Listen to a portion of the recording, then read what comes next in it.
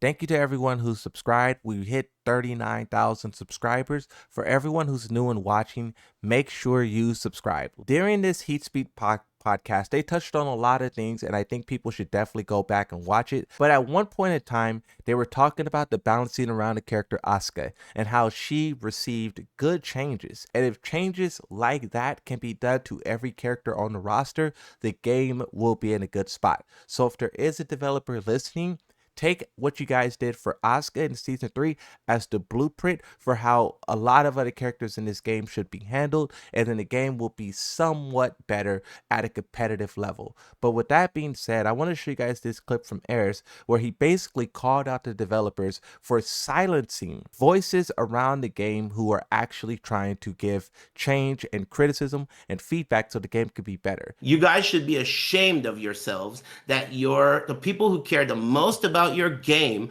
are afraid to say how they really feel about it because you're gonna then not let them do whatever. You should be ashamed of yourself that is the case. The only reason you even have a say in who commentates your tournaments is because of events like Electric Wing God Fridays back in the day when we did it for free. You didn't even know what commentary was. You didn't even know who to hire or anything. It was organic. And the fact that you are now creating a culture where people feel suppressed and all you can have left is like some guacamole shit, that you should be ashamed of yourself. That's worse than anything in Tekken 8, the product.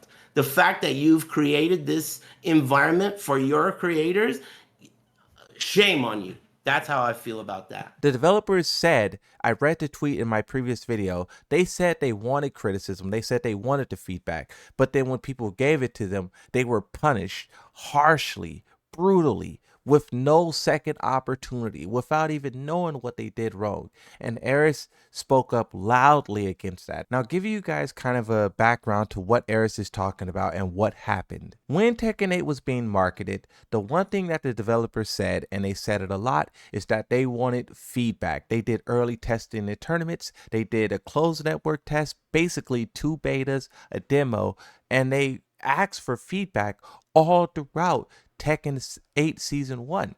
They even created the Tekken 8 report hashtag so players have a direct place to send that feedback. A lot of people thought that what we were shown in season 1 was just all a big mistake and it would be fixed. A lot of players felt like it was kind of like an arcade version of the game, and season 2 is when things would really get going. So a lot of people spoke up and gave great feedback, and it wasn't like trying to kill the game, and it wasn't with the goals of being toxic. It was just because people love Tekken. The developers want feedback. Here's what I think is wrong. Let's make Tekken as great as possible. Now, if you combine that initial thing that the developers asked for with the fact that they were also lying about what Tekken is, this is what kind of created this whole backlash.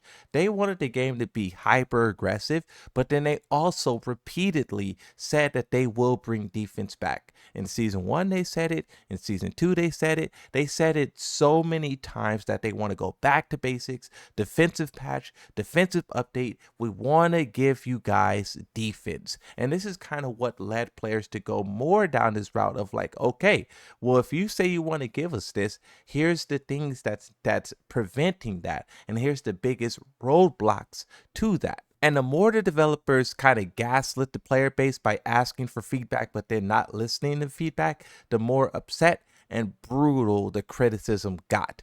But still, there was one portion of the players who never really turned to that. And this is kind of where Spaghetti Rip operates. He's seen all of the negative criticism. He's seen all the players getting real crazy. And he was like, I want to create a podcast that is about giving feedback to the developers, that is about informing the players, and is about having constructive conversations. So he created a podcast and he had multiple different guests on. But while he was doing those podcasts, talking about the game and how things could get better, I know at some point in time they started to get really turned up. I believe it was, I'm not going to say the pro player name, but bro was really like going off. He wasn't really like holding back. This is when I think Bandai Namco got very upset at what Spaghetti Rip was doing, because they felt like it was a part of what everyone else was doing. And this is when they did what they did, and they removed him from commentary and also Rip from commentary, because Rip was a part of these podcasts as well. And even though we never really got an answer as to what they did to deserve this punishment,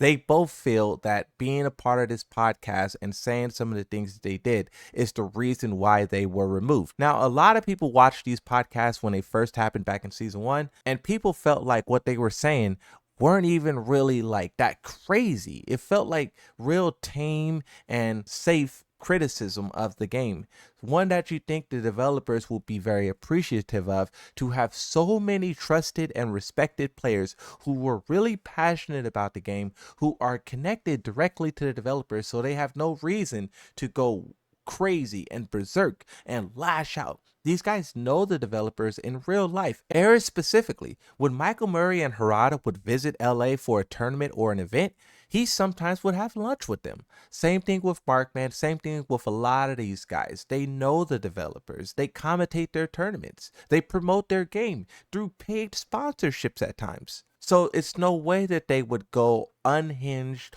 off the rails, and just completely try to destroy the game when they're so connected to it.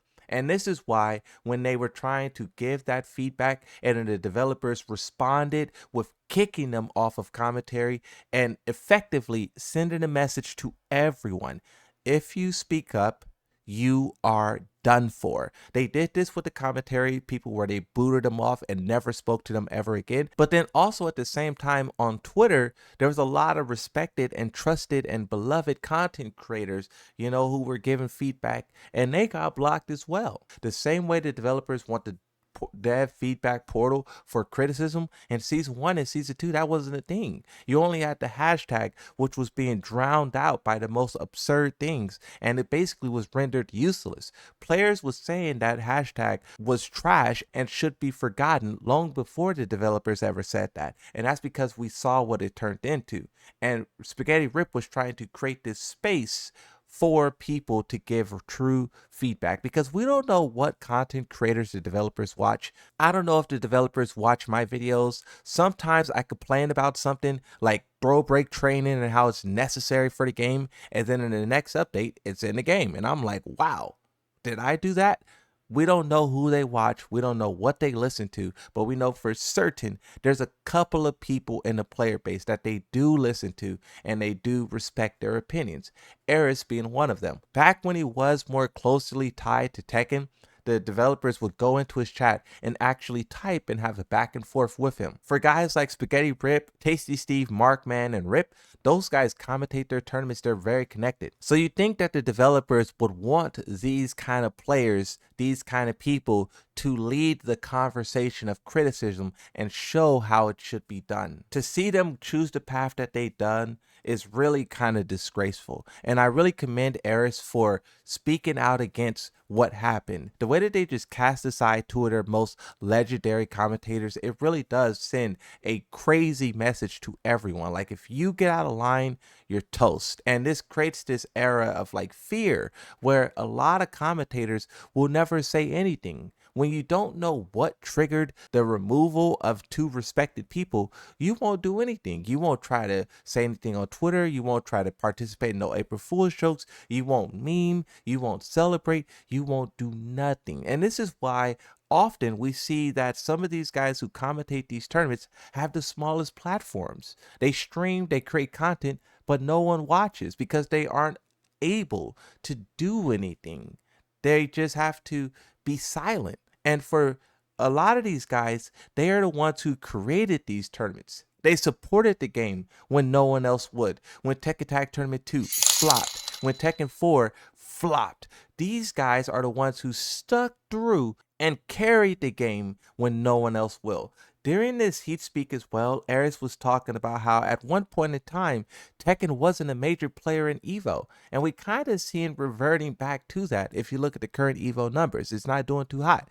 Guilty Gear Strive is ahead of us. And it looks like some of these other games are going to catch up and maybe even pass us up as well.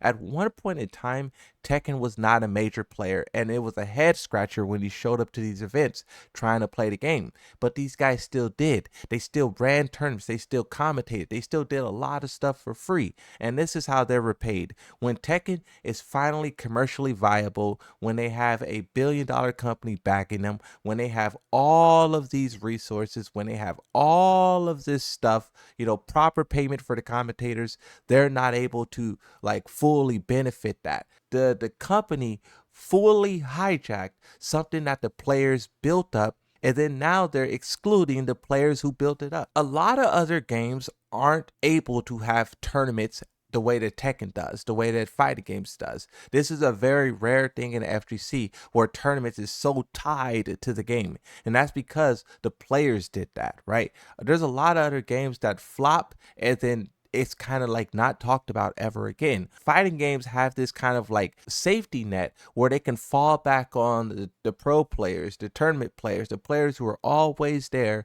always gaming, always trying to keep things alive. In season 2, you saw a portion of that where when things was really dire, players was like, let's do beef sets. That's exciting. That's fun. That will keep the conversation alive until season 3 gets here. Season 3 let us down. So now a lot of people don't know what to do. They're thinking about quitting. They're thinking about doing this. They're thinking about doing that. But the players always try to keep hope alive. And for the developers to not only rob that creation, the tournaments, monetize it to the fullest extent. A lot of people remember the days when these tournaments were free to get in. But then at one point they were like $20. Now it's like $400 to get into the tournaments. And then you have to pay money to participate in each individual game. And then the developers decide who they put on stream, who they have commentate. The whole thing was just hijacked. And I really commend Aris. I know I said it once already, but I'm saying it again. I really commend Aris because he is the biggest Tekken content creator at one point in time, the biggest commentator at one point in time. He is one of the biggest voices that Tekken has. And for him do the things that he does and speak the way that he speaks, it's something that we are lucky to have. One thing that I thought was also interesting during this Heat Speak is what Aris said about Soul Calibur 3 and 4. Soul Calibur 1 and 2, this is what he said, were great games. But in Soul Calibur 3, he saw things start to change, where they started to add explosions and, light on the screen and special abilities and magic and stuff. Like the game just stopped being about swords and martial arts and started being about like anime stuff. And at the time, he was very upset. And that's kind of when he fell out of love with Soul Calibur. That same thing is currently happening right now with Tekken. And a point that Aris brought up is like, it's possibly the same person doing it. We know that Nakatsu, this is my point, Aris didn't say this. We know that Nakatsu worked very heavily on Soul Calibur, also Tekken Tag Tournament 2, but he really worked on Soul Calibur. And we've seen the way that game changed over time. We've seen the way the players feel about that game over time, especially the latest one. But if you just talk about how this franchise slowly transformed into something that players don't like, and then the sales kind of got muddied, and now the franchise kind of like don't really exist now. We're waiting to see if Bandai Namco will announce it. We know that they were trying to hire more fighting game developers. We don't know if that's for Tekken 9, Tekken 8, Soul Calibur, or maybe it's some Dragon Ball game. But we just see the way that franchise went over the past like decade, and then now a similar thing is happening with Tekken, where Nakatsu takes over and all the stuff that happened in that game, he brings it over. A lot of people who really know Soul Calibur, they say the heat system is like ripped straight out of that game practically. And then if you take what Aris said about the explosions and abilities, that sounds like it was already in Soul Calibur as well, ripped and put in Tekken. If that is what's going on with Tekken, where you just have Nakatsu going franchise by franchise and not really knowing how to develop the game beyond trying to make it loud and vibrant and for casuals, easy, streamlined, and slamming the door on anyone who criticizes that, if that's really what's happening, I hope this Heat Speak and some of the conversation that's happening right now can at least change how the developers are going about what they're going about. Maybe this all could have been avoided if the developers were more honest with their intentions with the game and not giving us mixed messaging for 3 seasons of the game, but no one really knows. This is just my ideas. Hopefully you guys enjoyed. Thank you for watching. Like and subscribe, and bye-bye.